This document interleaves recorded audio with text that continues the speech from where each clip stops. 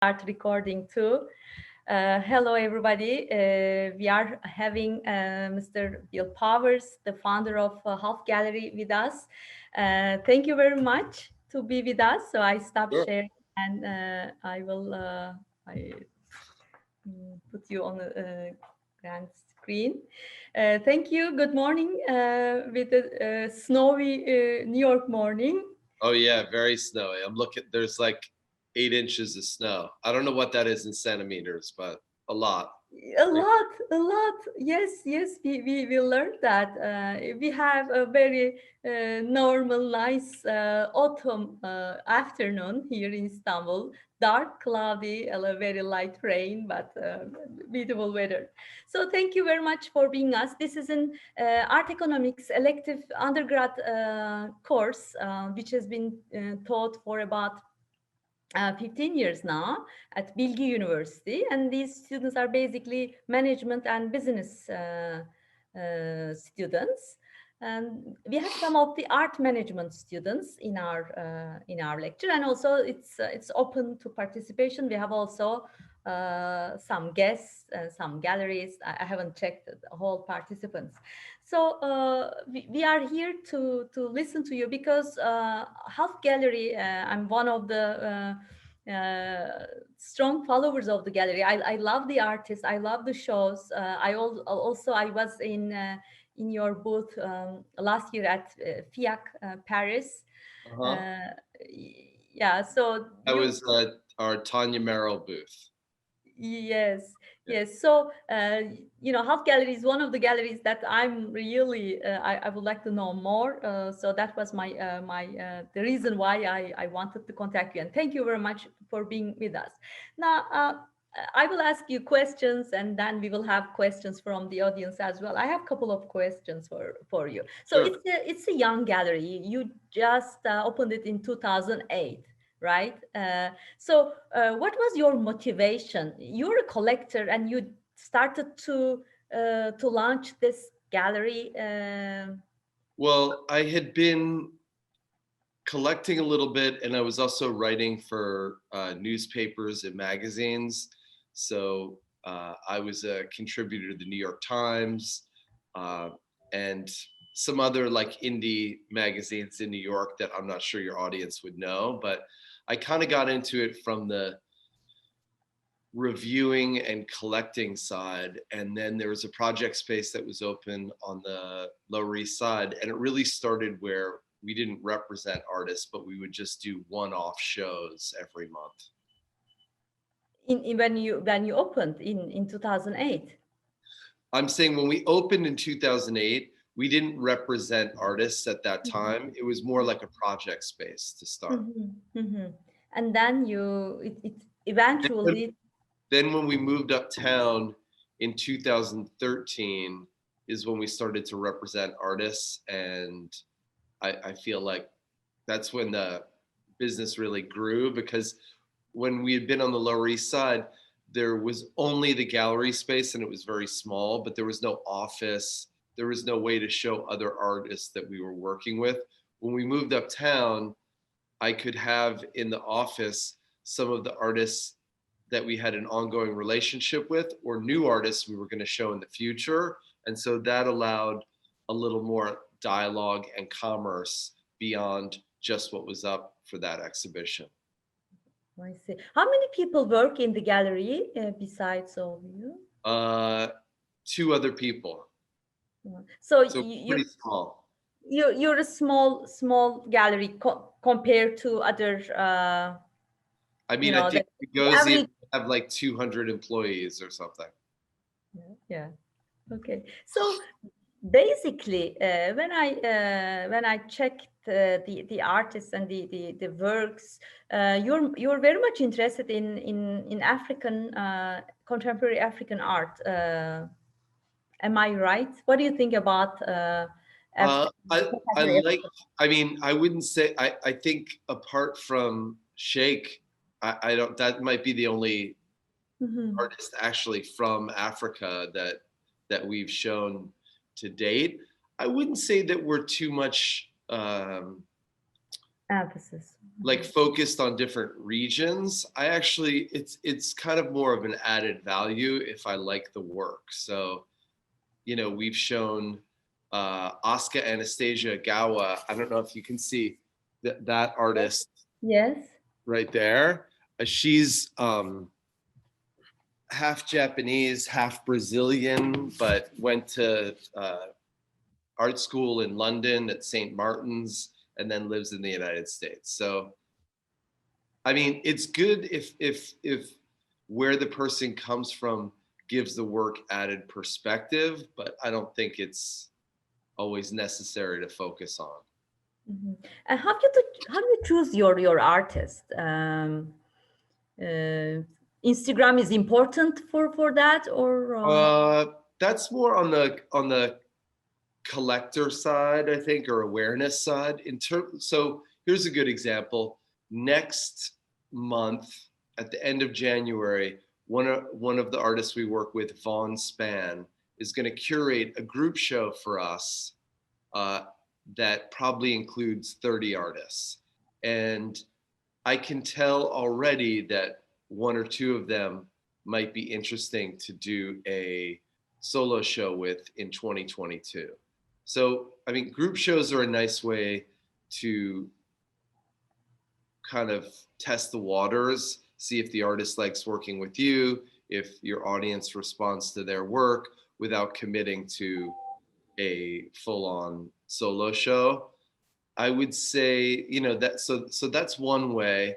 I'm thinking after that, you know, our March show will be Ginny Casey, who I met by going to a smaller Brooklyn gallery, and I bought a painting. We started a dialogue, and then we did a show about a year later. So I wouldn't say that there's, you know, a systematic, formula. systematic way to choose artists? Yeah, But the way you let your own artists to curate shows, I think it's very creative way to uh, develop the artist base, and also you let your artists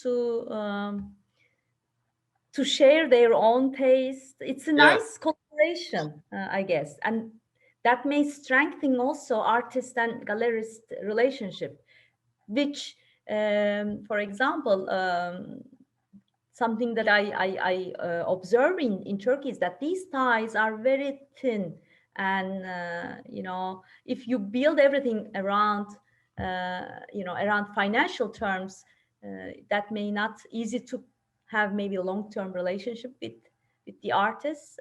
So as a gallerist, I think it's an interesting way, a collaboration, uh, that's it's for the first time, or it happens quite often, letting your artist to create when we were, so right now we're in the East Village. We were uptown from 2013 to 2019. And yeah, Alex Becerra, who's an artist from Los Angeles, had curated a group show for us uptown. So we don't do it all the time, but we've done it a couple of times. Mhm.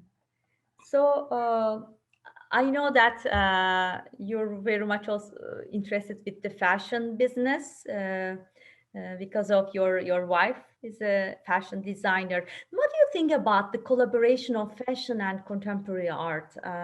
Do you think that this is a mutually beneficial relationship? Because there are some criticisms around that, the fact that fashion produces commodities and this is risky for artworks. What do you think about that?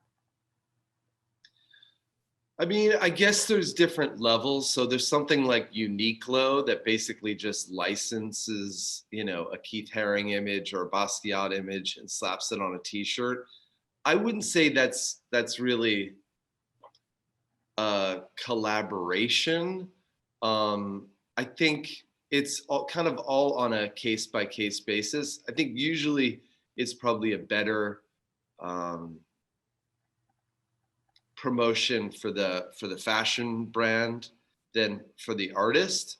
Mm. But there have been some cases, like I think the Richard Prince Louis Vuitton collaboration was interesting. usually the artist doesn't have anything to do with it. It's just the fashion house basically asking for permission to use the imagery. That's right. That's right. So, what is the level of competition in New York City? I mean, among so many galleries, Yeah. uh, what Well, is I still do interviews for like Purple magazine or Muse magazine, or a couple of times for GQ Style, and I interviewed Larry Gagosian for GQ Style, and he spoke to that point that he said um, all industries are competitive, and if you're not in a competitive business, then you're probably in a shitty business. good? Very good. So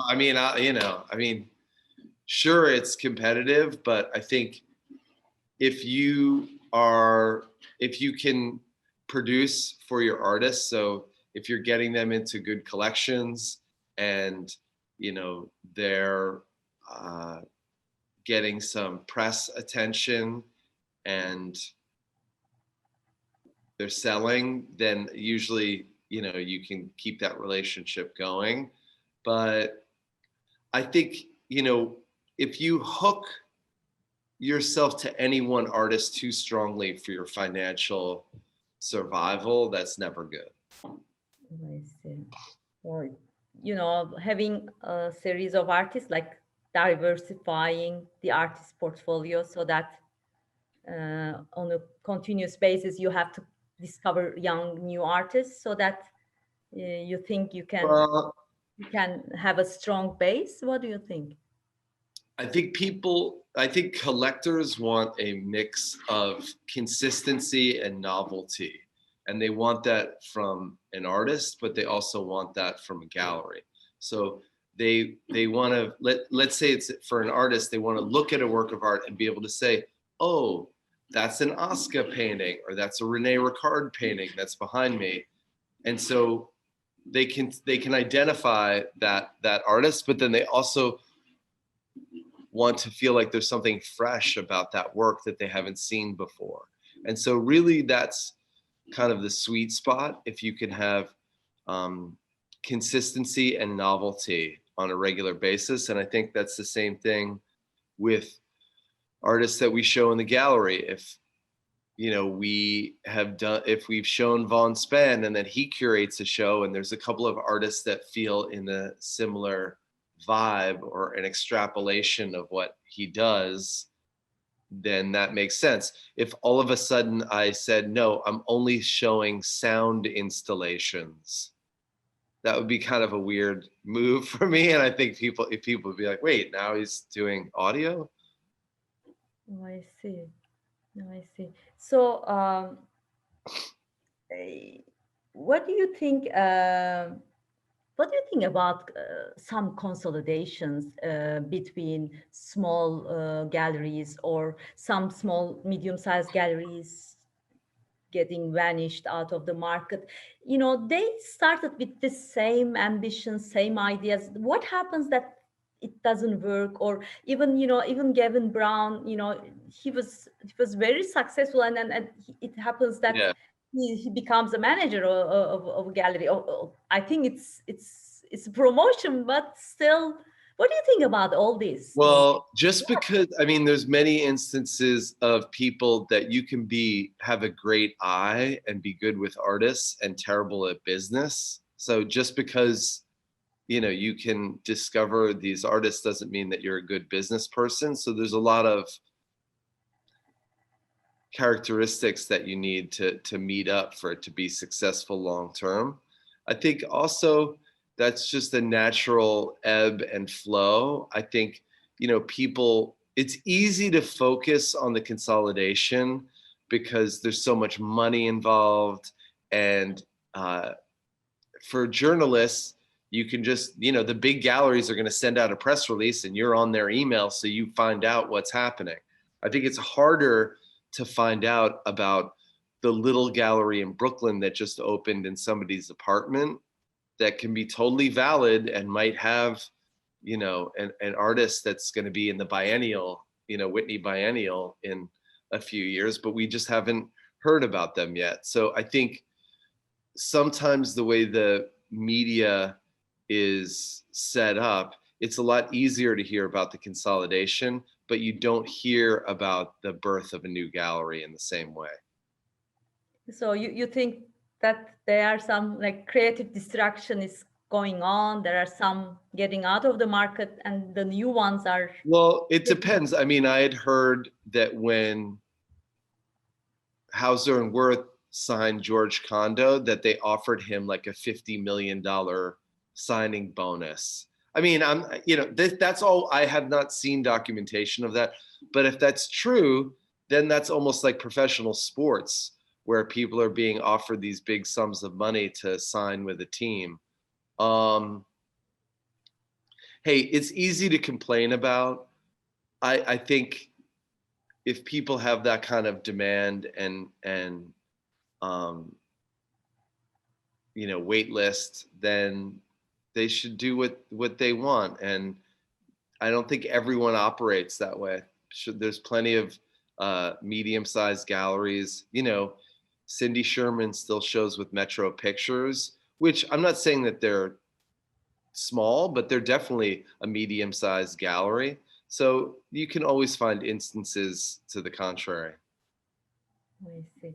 So, what do you think about collecting data on social media? You have a excellent followers, a number of followers. You know, Mhm. when we look at Instagram, your posts are liked, you're followed. Do you use this data as a gallery? How do you use this data? And now that data is very important, Yeah, what do you do about this?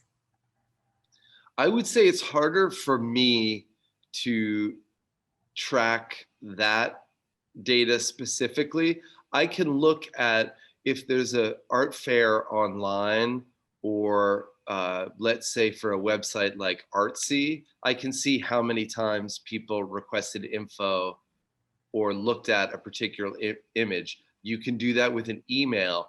If I send out an email blast, I can see if somebody opened the image, if then they opened it and then clicked on the link. So Instagram is really more of an awareness tool. And I would say if I post something, I might get, 5 DMs about, is that available? When are you doing a show? That sort of thing. So So you don't think that that number, the followers in Instagram likes do not transform directly into in this funnel into real sales. I have not found that direct correlation. I mean, sure, sometimes someone will see something, but also I'm not posting prices on my Yes, yes, Instagram. yes, I'm yes, I not know. posting availability. Usually I don't even post the size. So I would say if anything, it's more of a way to start a conversation with someone than to do a direct sale. Also, for many of our artists, we have wait list. So it's not like I put something up and then I'm like, sure, who wants it? Like we sell the work with discretion to different clients. So, we're in the business of trying to support an artist long term. And that means getting the, paintings or drawings into the best collections. Exactly. So in order to do that, how do you work to elaborate your collectors base? Do you focus on New York collectors? Do you focus on US collectors, or you try to, link with much larger geography?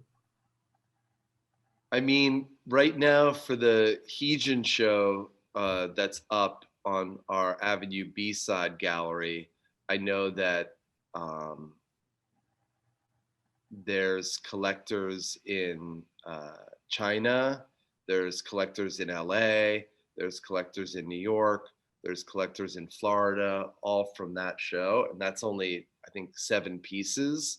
So I would argue that it's more important to show dynamic art and that the collectors will follow, and those are relationships that are built over time. Often you'll have, you know, art advisors that you establish relationships with. Sometimes I'll curate, or I like to use the word organize, larger group shows for big galleries, and so that's a way to expand our audience. I say organize instead of curate out of respect to museum curators or people that curate full time. So I'd rather say that I organize shows um, at places like Amin Resh or Blow and Poe most recently, or in 2019 at Gagosian on Park Avenue.